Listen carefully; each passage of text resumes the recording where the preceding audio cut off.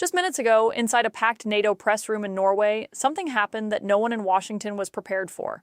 A single question cut through the usual diplomatic language. It wasn't loud, it wasn't dramatic, but it forced a moment of truth that exposed a growing fracture at the heart of the Western alliance. And when Canada's Prime Minister Mark Carney answered, the room didn't react with applause. It went quiet, because what he said and what he didn't say sent a message far beyond that room, a message about Donald Trump, about the future of NATO, and about who will actually control the Arctic in the years ahead. This wasn't just another press conference, this was a warning, and it may have just changed the balance of power in one of the most important regions on Earth. The setting could not have been more strategic. Northern Norway, a region that sits at the front line of Arctic security, where NATO forces are currently conducting one of their largest military exercises in recent years. Tens of thousands of troops from multiple countries operating together in freezing conditions, training for a future that no longer feels theoretical, because the Arctic is no longer just a remote, frozen space. It is becoming the center of a new global competition, one driven by resources, trade routes, and military positioning. Standing in that environment, surrounded by European leaders and military officials, Mark Carney didn't raise his voice. He didn't need to. The weight of the moment did the work for him because everyone in that room understood what was at stake.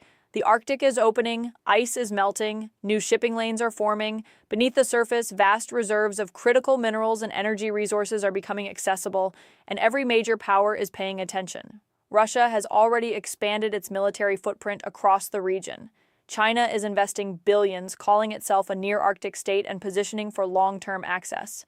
And the United States, under Donald Trump's influence, has taken a different approach, one that has raised serious concerns among allies. Talk of acquiring Greenland, open criticism of NATO, repeated pressure on allies to rethink long-standing defense commitments. These are not small signals. They are shifts that have forced countries like Canada to rethink everything, and that is exactly why Carney's presence in Norway mattered. Because Canada is not just another NATO member, it is an Arctic nation. Nearly half of its landmass lies in the north. Most of its coastline touches Arctic waters. This is not a distant issue for Canada. It is central to its national identity, its economy, and its security.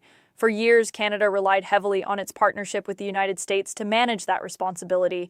Systems like NORAD created a sense of shared defense, a belief that the Arctic would always be protected through cooperation. But that assumption is no longer as stable as it once was, and that uncertainty was sitting quietly in the background as Carney stepped up to speak. He began carefully emphasizing unity, cooperation, and shared values, the kind of language expected at a NATO event. But underneath those words, there was a different message forming, a message about independence, about preparation, about a future where Canada may have to act without waiting for Washington. And then came the moment that changed everything. A reporter asked a question that many leaders have been avoiding publicly, a question that cut directly to the core of the alliance. Can the United States still be trusted when it comes to Arctic security? It was the kind of question that usually gets a predictable answer, reassurances, diplomatic language, a quick pivot. But this time was different because the context has changed, the pressure has changed, and the stakes have changed. Carney paused.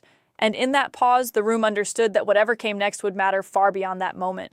Carney's answer began with a single word, yes. For a brief moment, it sounded like the expected response, or a confirmation of trust, a signal that nothing had changed. But then came the pause, and in that pause, everything shifted. Because what followed was not a simple reassurance. It was a carefully constructed response that revealed far more than it said on the surface. Carney pointed to NORAD, the decades-long defense partnership between Canada and the United States. He described it as deeply integrated, something that has defined North American security for generations, a system built on shared intelligence, shared responsibility, and shared trust. On the surface, it was a strong endorsement, but the emphasis was telling. Carney wasn't talking about the future, he was talking about the past, about a system that has worked for his entire lifetime, about a structure that was built under very different political conditions. And then came the pivot. Carney shifted from what has been to what is about to happen. He made it clear that Canada is no longer relying on assumptions, no longer waiting for others to take the lead. Canada, he said, is taking more control and more responsibility for the defense of its Arctic, not gradually, not symbolically, but through massive immediate investment and a long-term strategic shift.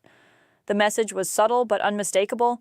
Canada is preparing for a future where trust alone is not enough. That is the part that made the room go quiet, because every leader standing there understood exactly what he meant.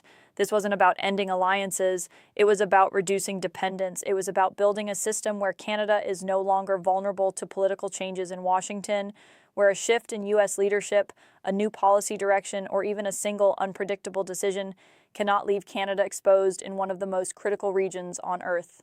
And that is where Donald Trump enters the picture.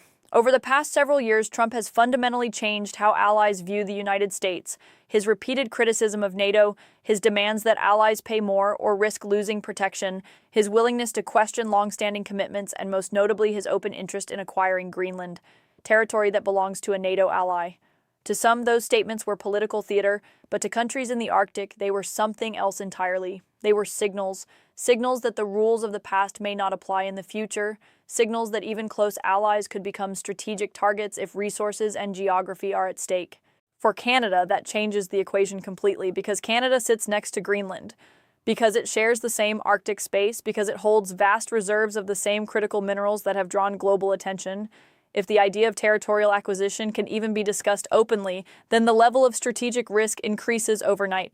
Carney didn't say that directly. He didn't need to. Instead, he talked about action.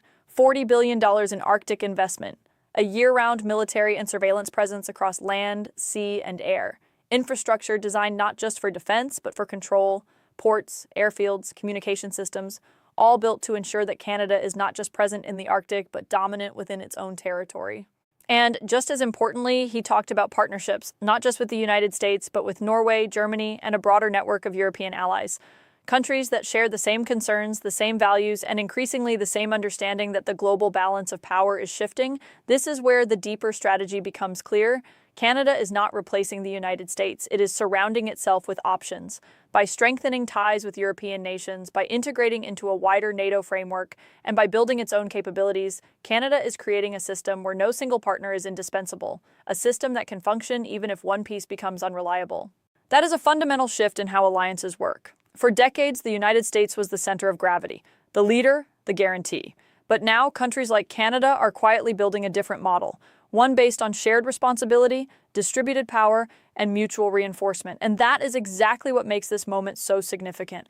Because Carney didn't just answer a question about trust, he redefined what trust looks like in a world where certainty no longer exists. What made this moment even more significant was not just what Carney said, but where he said it and who was standing beside him when he did.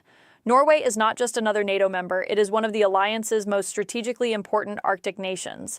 It sits at the edge of Russian military activity in the high north. It monitors critical sea routes. It hosts advanced surveillance systems that track movements across the Arctic region. And alongside Norway stood Germany, Europe's largest economy and an increasingly central player in continental defense. This was not coincidental positioning, this was alignment.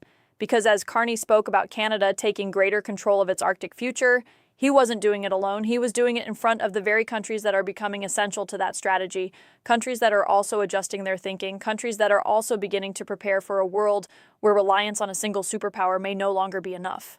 And that is where the idea of a new coalition begins to take shape, not a formal alliance replacing NATO, not a direct challenge to the United States, but something more subtle and potentially more powerful, a network of countries that share intelligence, coordinate defense, invest together, and act together when necessary, a group that can operate within NATO, but also independently if circumstances demand it. Canada, Norway, Germany, the Nordic states, the Baltic countries. Individually, each of these nations plays a role, but together they form something much larger, a collective presence across the Arctic and Northern Europe that can monitor, respond, and project power across a region that is rapidly becoming one of the most contested on Earth. And that shift is not happening by accident. Russia has already treated the Arctic as a priority for years. Military bases, icebreaker fleets, missile systems, an infrastructure designed to control access and assert dominance. China, while geographically distant, has approached the region with long-term strategy, investing in shipping routes, research stations, and partnerships that give it influence over future trade corridors. Against that backdrop, hesitation is not an option, and that is exactly what Carney's strategy addresses. Instead of reacting to these moves later, Canada is acting now.